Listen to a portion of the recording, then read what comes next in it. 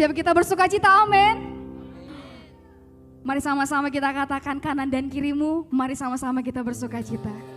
Sama-sama kita bersuka cita untuk Tuhan. Haleluya. Lebih lagi kita bersyukur melalui pujian-pujian. Haleluya. Engkau Raja kami Tuhan.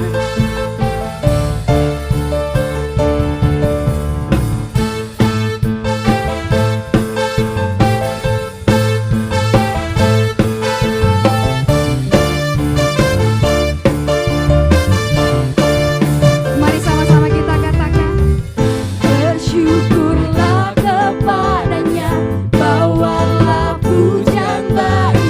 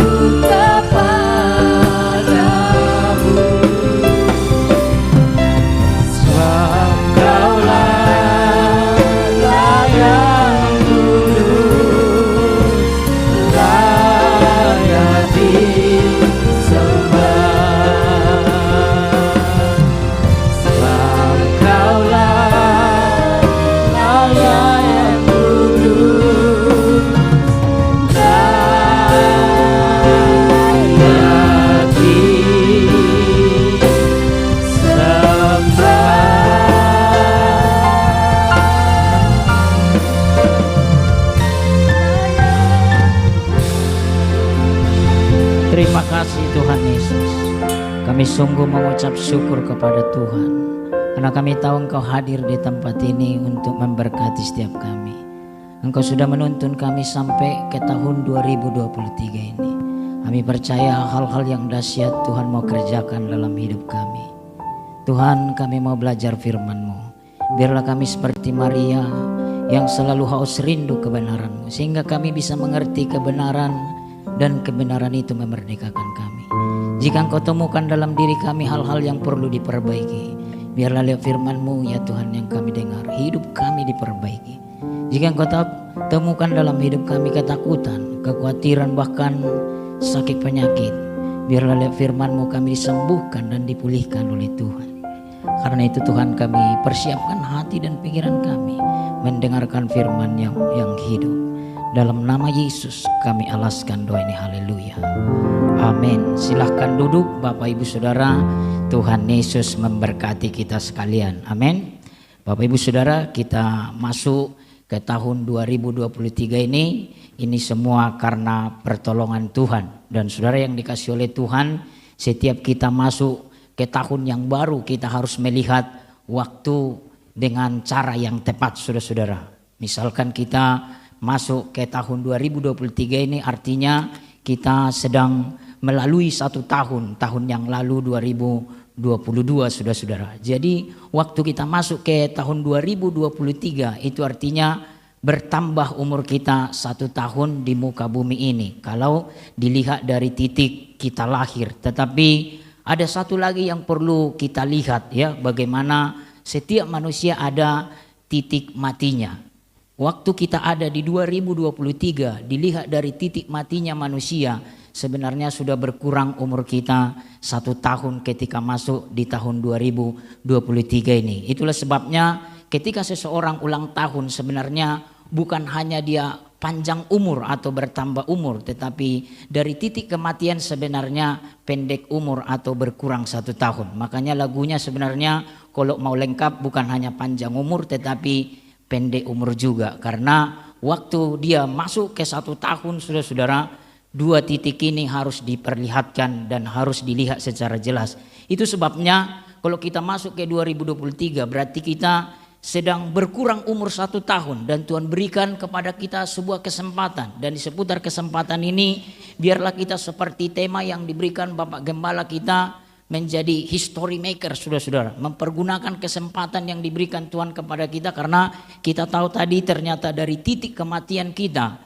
ternyata masuk 2023 kita sedang berkurang umur 1 tahun. Itu artinya kita harus berjuang menjadikan pribadi kita ya pribadi yang bisa membuat sejarah. Keluarga kita dan gereja kita di tempat ini harus menjadi gereja ya pembuat sejarah di mana kita ditempatkan. Dan waktu kita menjadi pribadi membuat sejarah, saudara-saudara, itu artinya harus untuk kemuliaan Tuhan. Karena ada orang berfungsi sebagai garam dan terang tetapi untuk kemuliaan dirinya. Jadi maksud saya kalau kita berbicara history maker itu harus Tuhan Allah di sana, harus teosentris, saudara-saudara, bukan diri kita tetapi pribadi Allah itu sendiri, di mana dia bekerja luar biasa dalam kehidupan kita. Nah, saudara yang dikasih oleh Tuhan, seperti tema besar di tahun ini saya melihat saudara-saudara, dan dikasih ayatnya itu di dalam Kejadian pasal 32 ayat yang ke-28, dan saya akan membaca buat Bapak Ibu Saudara, dan saya percaya juga kita akan diberkati lewat ya firman Tuhan ini. Saya membaca buat kita dalam Kejadian 32 ayat 28. Di sana dikatakan,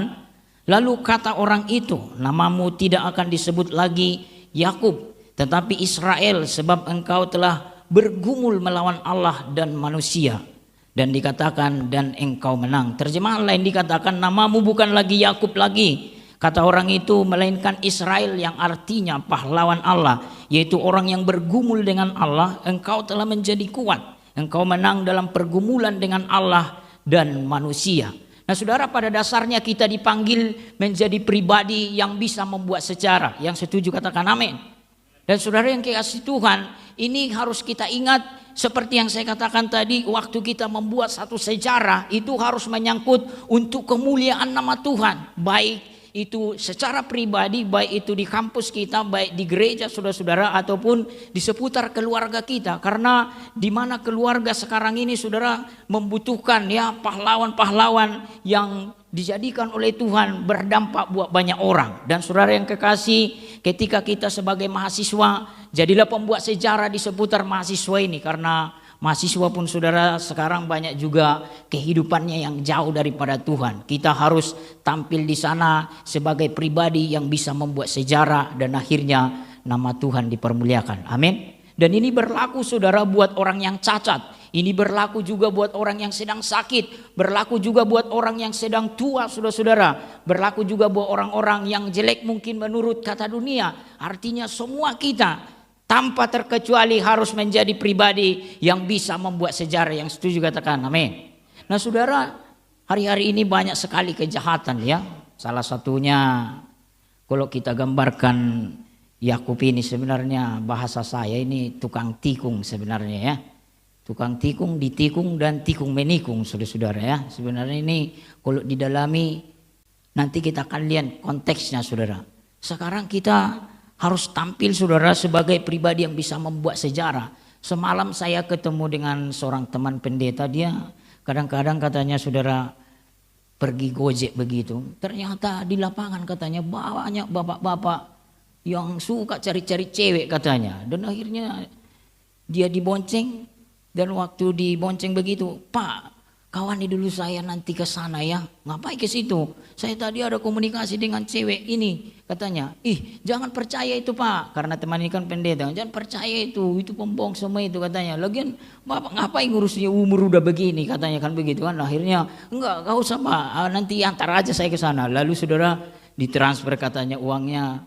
Lalu dia percaya saya pasti nanti enggak betul dia katanya. Dan waktu ditransfer saudara, ternyata WA ini enggak aktif lagi. Dan dia bilang, ternyata saya dibohongi. Nah dari tadi udah saya bilang. Dan saudara-saudara, itu sebagai kesempatan dia buat menasihati ya bapak-bapak ini. Dan ternyata di lapangan juga banyak saudara-saudara orang yang juga ditawarkan dunia ini kenikmatan saudara-saudara. Termasuk harta, uang dan segalanya.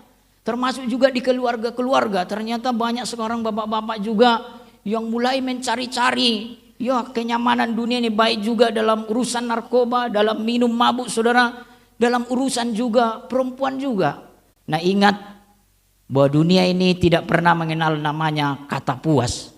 Dan itu akan selalu ditawarkan dan akan muncul terus model baru. Misalkan kalau suami istri, bisa saja bulan ini istri yang terbaik, tetapi 1 bulan kemudian muncul model yang baru. Dan saudara mulai berpikir, kayaknya saya salah pilih di sini. Bagaimana saya mengulangi ini kan begitu kan? Lalu akhirnya saudara mencoba ya dengan berbagai cara untuk mendapatkannya. Setelah dapat itulah yang terbaik. Tetapi 1 bulan kemudian muncul lagi model baru. Dan itu saudara tidak ada habis-habisnya. Termasuk juga dalam urusan pacaran ada model seperti itu. Misalkan bulan ini yang terbaik, muncul model baru lagi. Dan itu akan terus membuat dia saudara menghidupi banyak dosa. Nah disinilah kita dirindukan oleh Tuhan menjadi pribadi yang bisa membuat sejarah sehingga orang-orang banyak diselamatkan oleh Tuhan. Amin. Nah saudara, kalau kita melihat konteks mengenai cerita ini saudara, ini berbicara pribadi Yakub pada saat itu yang sedang ada di Sungai Yabok. Dan pada saat itu dia sedang keadaan terjepit. Mungkin sudah beberapa hamba Tuhan membahasnya, tetapi saya mau dalami lagi di mana dia sedang ketakutan dan sedang mengharapkan pertolongan yang datang dari Tuhan. Karena apa saudara? Pada saat itu dia sedang didominasi ketakutan. Ada rasa bersalah pada saat itu. Oleh karena apa? Ada waktu yang tepat mau berjumpa dengan Esau abangnya. Dan saudara yang kekasih, kalau ringkas saya bilang, di depan ada Esau yang pernah dia buat kesalahan, di belakang ada mertua Laban saudara-saudara. Jadi maju ada musuh, mundur juga ada musuh saudara-saudara. Dan ingat, mertua Yakub ini bukan mertua yang bagus, dia juga tukang tikung saudara. Makanya nanti kalau kita lihat ceritanya, ada Rahel, ada Lea, tikung menikung di sini saudara yang kekasih. Itulah sebabnya pada saat itu Yakub ini sedang keadaan yang sangat luar biasa menakutkan dia. Karena di depannya saudara ada ya Esau yang harus dihadapi, di belakangnya ada mertua yang sangat kejam menipu dia. Saudara, pernah orang berkata karena sering ribut dengan mertuanya. Waktu ditanya, siapakah yang paling berbahagia di dunia ini katanya, langsung angkat tangan dia, si Adam Pak katanya. Kenapa kau bilang si Adam? Gak ada mertuanya katanya, karena ternyata dia sedang tertekan lewat mertua. Ini saudara-saudara dialami oleh Yakub juga. Dan inilah keadaannya pada saat itu, dia sedang menunggu pertolongan yang daripada Tuhan. Ini saya akan bahas nanti. Ya, ada beberapa bagian. Yang pertama pergulatan Yakub ini, yang kedua cara dia menyelesaikannya, selanjutnya kita akan lihat respon Tuhan Allah, yang terakhir tanggapan kita, dan kita akan ambil satu pelajaran dari sini. Nah, kita masuk ke bagian yang kedua, sejarah apa yang terjadi di perjalanan kehidupan Yakub ini, saudara. Yang pertama, kehidupannya dipulihkan dan kehidupannya juga, saudara, mengalami perubahan. Makanya dikatakan namamu diubah, bukan lagi Yakub tetapi Israel. Saudara pernah juga ditanya bapaknya dia, siapa namamu? Dia bilang saya Esau. Itu waktu dia merebut, saudara-saudara, hak kesulungan. Dia berbohong. Tapi dalam cerita ini nanti kita lihat Tuhan bertanya kepada dia melalui teofani tadi, saudara-saudara. Itu penjelmaan Tuhan Allah pada saat itu sebelum Yesus inkarnasi. Dan ditanya siapa namamu? Dan waktu ditanya namamu siapa, dia kasih tahu Yakub. Penipu, artinya dia jujur di situ. Pernah ditanya namanya sama bapaknya, dia nggak ngasih tahu nama yang sebenarnya. Dia bilang saya Esau, dan itu yang membuat dia jadi mendapat berkat hak kesulungan pada saat itu. Jadi di sini kita melihat ada perubahan. Jadi itu juga yang membuat Tuhan merubah nama ini, saudara-saudara, dari Yakub menjadi, saudara-saudara, Israel. Nah, kalau kita lihat tadi terjemahan lain, Israel ini berbicara pahlawan Allah. Dia mengalami kemenangan, saudara-saudara yang kekasih. Nah, yang kedua, sejarah apa yang terjadi dalam hidupannya?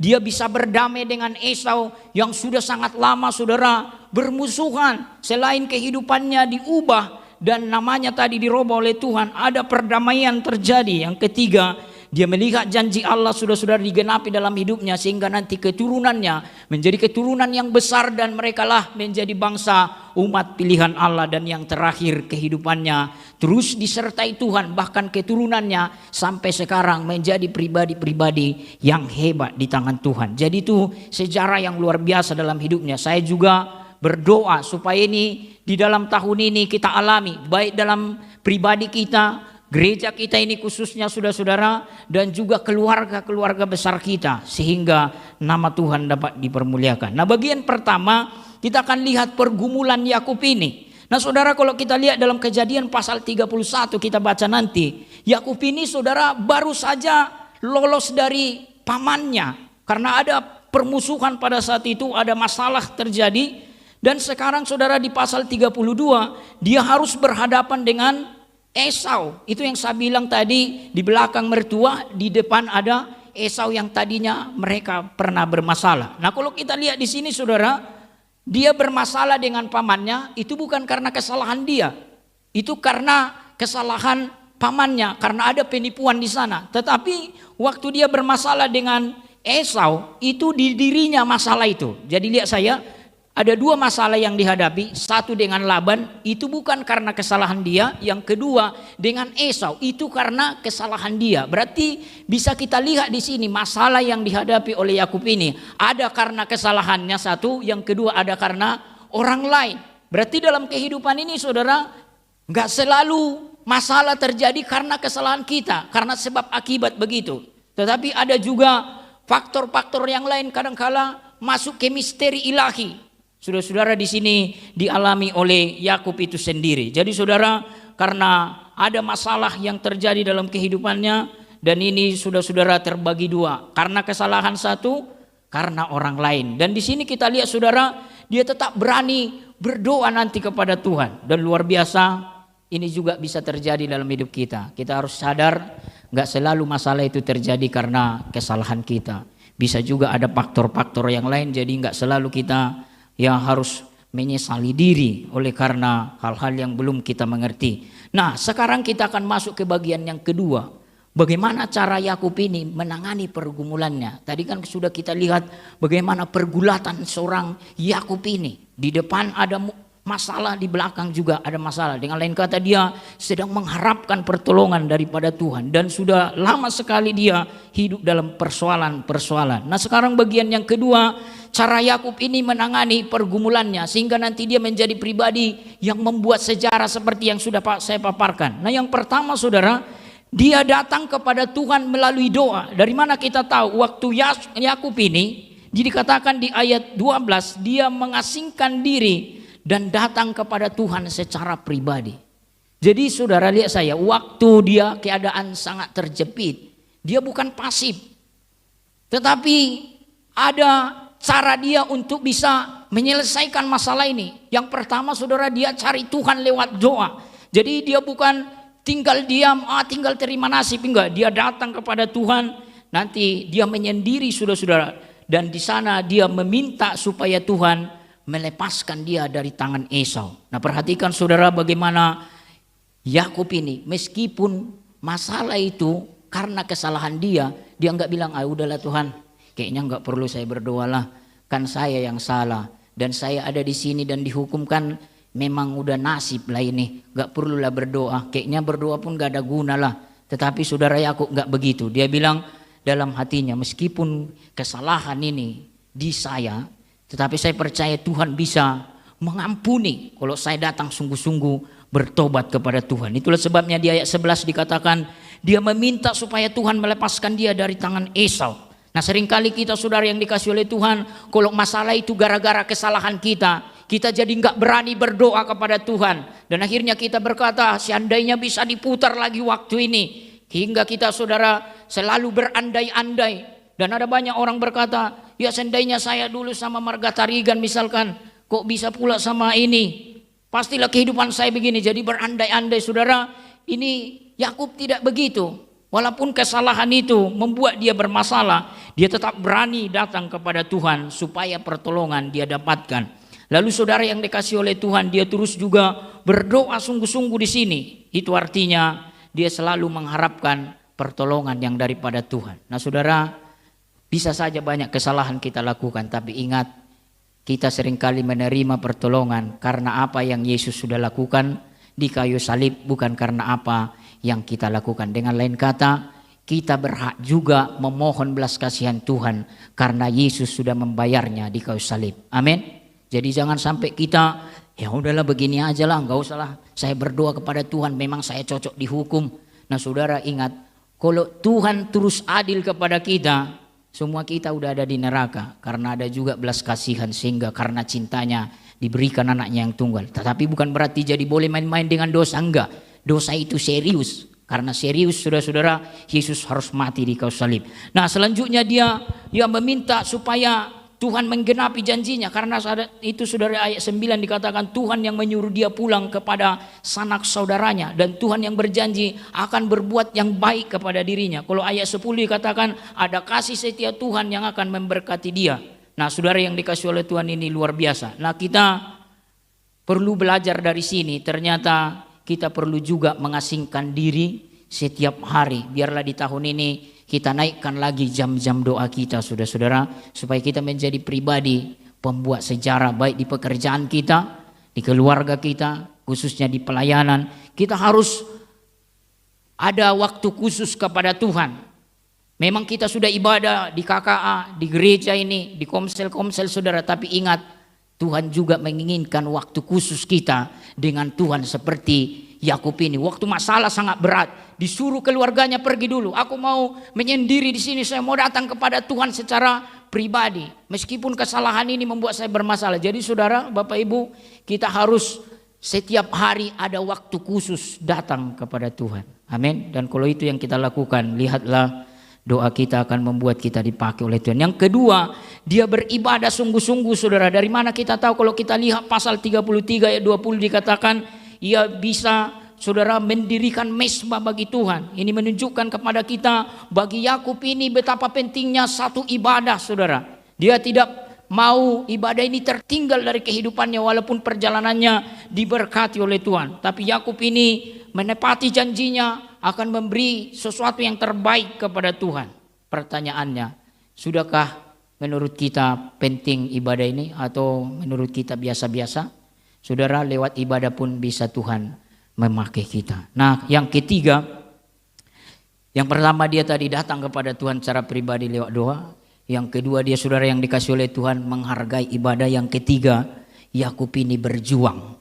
Tanamkan dalam hatimu untuk menjadi pribadi yang bisa membuat sejarah harus ada perjuangan. Kalau kita lihat Nehemia, kita lihat Yosua, bagaimana dia menjadi pembuat sejarah, saudara. Ada satu membangun tembok Yerusalem, dan itu tergenapi karena apa? Ada kerja keras di sana. Betul mereka berdoa, tetapi ada perencanaan di sana, ada strategi di sana, betul ada iman di sana, tetapi ada pembagian tugas yang sangat jelas, Bapak Ibu Saudara. Di dalam kehidupan kita dari pihak Tuhan betul, tapi dari pihak kita juga harus ada kerja keras. Makanya saudara, kalau kita lihat Yakub ini, kalau enggak kau berkati aku, saya tidak mau meninggalkan kalau memang Tuhan belum berkati saya, kalau bahasa itu ya. Jadi saudara yang kekasih, Yakub ini bisa kita lihat ada perjuangan yang keras, ada usaha untuk menyelesaikan masalahnya. Apa itu? Yang pertama, dia membagi pasukan. Yang kedua, dia memberi persembahan kepada Esau walaupun istrinya dulu disuruh, saudara. Selanjutnya dia menghormati Esau. Selanjutnya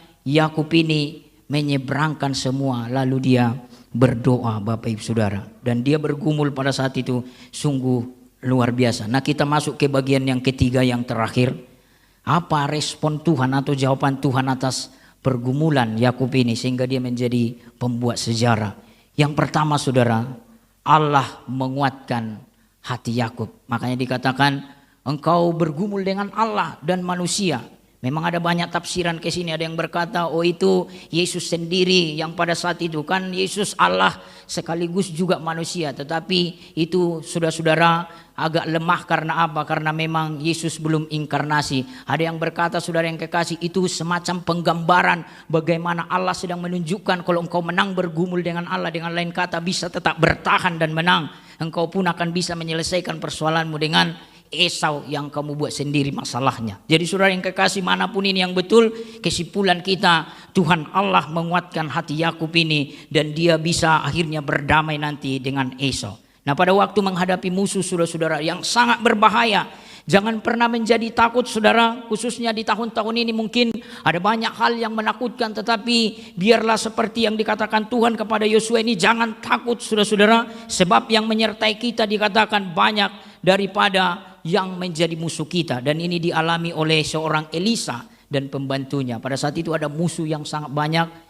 Elisa, saudara, melihat ada malaikat yang menyertai mereka, tetapi pembantu melihat musuh yang sangat banyak.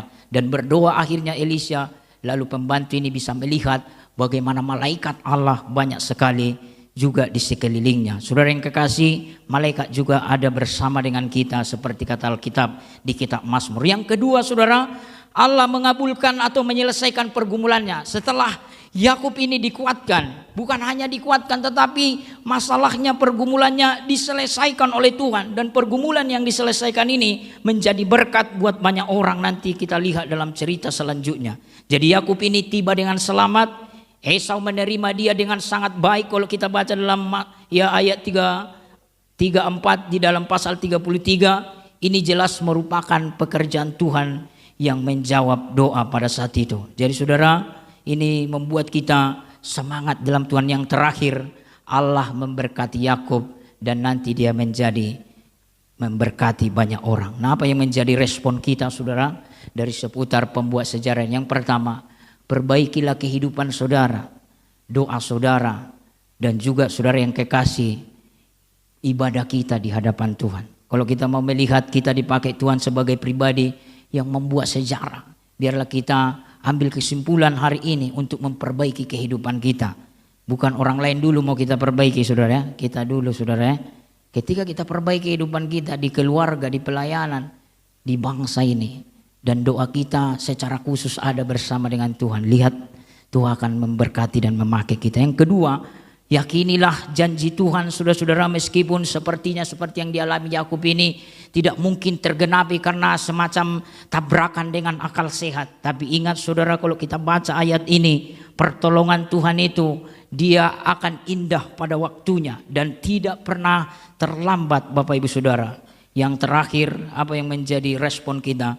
Kalau kita bergumul, saudara-saudara, Bergumullah dengan kesungguhan hati dan izinkan Allah berkarya lewat kehidupan kita. Kalau kita saudara nggak menyerahkan hidup kita, nggak izinkan Tuhan berkarya ya lewat kehidupan kita, maka Tuhan nggak bisa juga membuat kita jadi pembuat sejarah. Kalau selama ini doa kita, Tuhan berkati aku dengan hal besar. Sekarang kita berdoa saudara, biarlah hal besar terjadi lewat kehidupan saya. Amin. Baik di kampus, di pelayanan saudara-saudara, pasti itu akan kita lihat. Nah, kalau kita lihat sebagai kesimpulannya, sekalipun tadinya saudara keadaannya sangat gelap, dan keadaan yang gelap ini karena kesalahan dan dosa Yakub sendiri, tetapi semua happy end. Dan dikatakan Allah menjawab doa Yakub sehingga akhirnya semua baik. Jadi setiap dosa yang dilakukan pasti ada konsekuensi betul. Tetapi kalau saudara ya mendapatkan masalah karena masalah kesalahan saudara, masih ada tangan Tuhan yang terbuka hari ini. Jangan bilang udah hancur begini sekalian hancurlah. Saudara-saudara, ada tangan Tuhan yang masih terbuka untuk kita. Dan ketika sembuh, imani kata Tuhan, jangan berbuat dosa lagi. Tetapi saudara, ada obat yang ditawarkan oleh Tuhan buat setiap manusia yang hancur. Jangan lagi sesali kesimpulan-kesimpulan, keputusan-keputusan masa lalu. Baik mengenai keluarga, ingat, keluarga yang salah pilih pun bisa diobati Tuhan. Amin. Gak perlu putar balik lagi lalu tinggalkan itu. Mau salah pilih ke, mau jodoh di tangan Hansip pada saat itu, Tuhan ada obatnya. Itu dia luar biasanya. Bisa diobati keluarga yang hancur. Gak perlu menyesali. Yakub gak ada sesal-sesali. Oh seandainya dulu saya gak tipu abang saya, gak seperti ini yang terjadi. Gak ada dia menangis seperti itu. Tetapi dia datang kepada Tuhan dengan kesungguhan hati, mengharapkan belas kasihannya, dan itu yang digenapi dalam kehidupannya. Amin. Firman Tuhan, saya undang pemain musik maju ke depan. Saya rindu kita meresponi firman Tuhan ini dengan hati yang tulus. Dan Tuhan merindukan kita saudara menjadi pribadi yang bisa membuat sejarah. Setan mau kita biasa-biasa, bahkan mundur daripada Tuhan. Oleh karena mungkin kesalahan kita, ada hal-hal yang membuat kita tertuduh. Tapi ingat, jangan sesali semua keputusan itu. Datanglah kepada Tuhan dengan cara membereskan dosa saudara. Kita akan datang kepada Tuhan. Kita akan bernyanyi. Saya undang kita bangkit berdiri Bapak Ibu Saudara. Dalam cerita ini ada pergumulan yang sangat berat. Kenapa Yakub berkata, jika engkau tidak memberkati aku tidak melepaskan. Karena memang pada saat itu dia sedang ada dalam jalan buntu. Di depan ada masalah, di belakang juga ada masalah. Tetapi oleh karena kemurahan Tuhan, ada kasih karunia Tuhan yang memulihkan kehidupannya. Terima kasih Tuhan, haleluya. Terima kasih.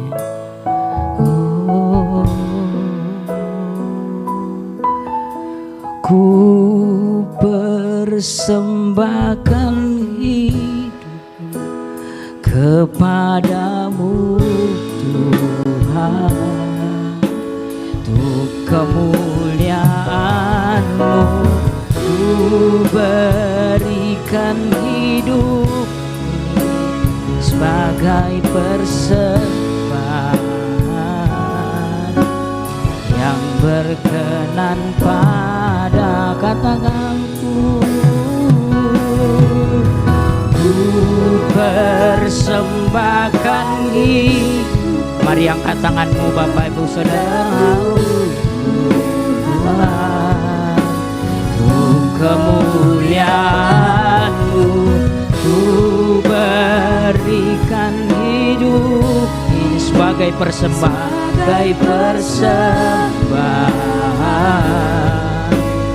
yang berkenan padamu. Bapak Ibu Saudara, kita akan angkat pujian ini dari awal. Kita naikkan kata-kata ini dengan iman kita. Haleluya, haleluya. Katakan ini semua. Ini aku, semua milik-Mu, ku serahkan padamu Tuhan. Katakan penyesalan dan kebanggaan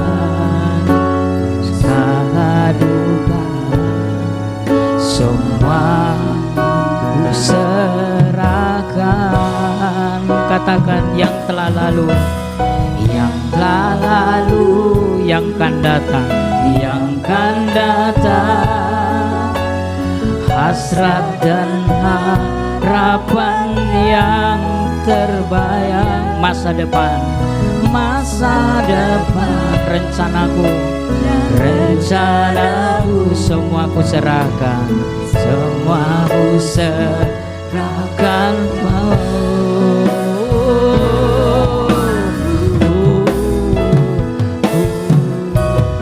Ku persembahkan hidup. Mari jemaat Tuhan, angkat tanganmu saudara. Dia mau melawat kita. Mulia, katakan ku berikan hidup ini sebagai persembahan yang berkenan padamu.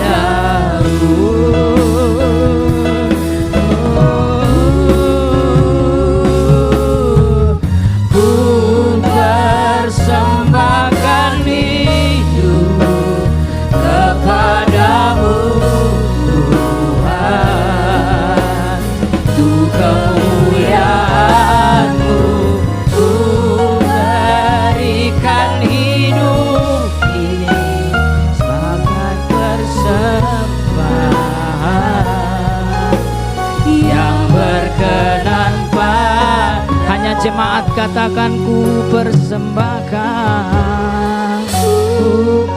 Mari jemaat Tuhan, mari kita angkat kata-kata pujian ini. Dan seandainya Yakub hidup di zaman ini, dia juga bisa menyanyikan lagu kata-kata ini, karena dia tahu sudah terlalu lama dia menghidupi dosa, menghidupi penipuan.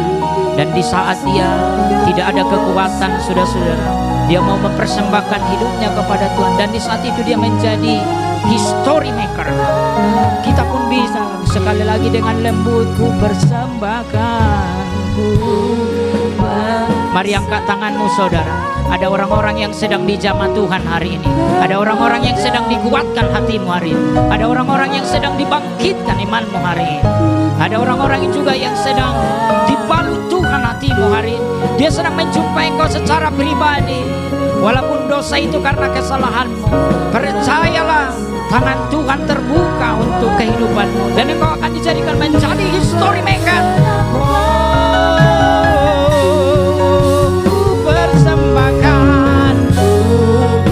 Angkat tanganmu saudara-saudara. Izinkan rohnya menjamahmu. Izinkan kuasanya melawat engkau di tahun ini. Dan harapkan kekuasaan Tuhan terjadi. Haleluya. Berikan hidup ini sebagai persembahan yang berkenan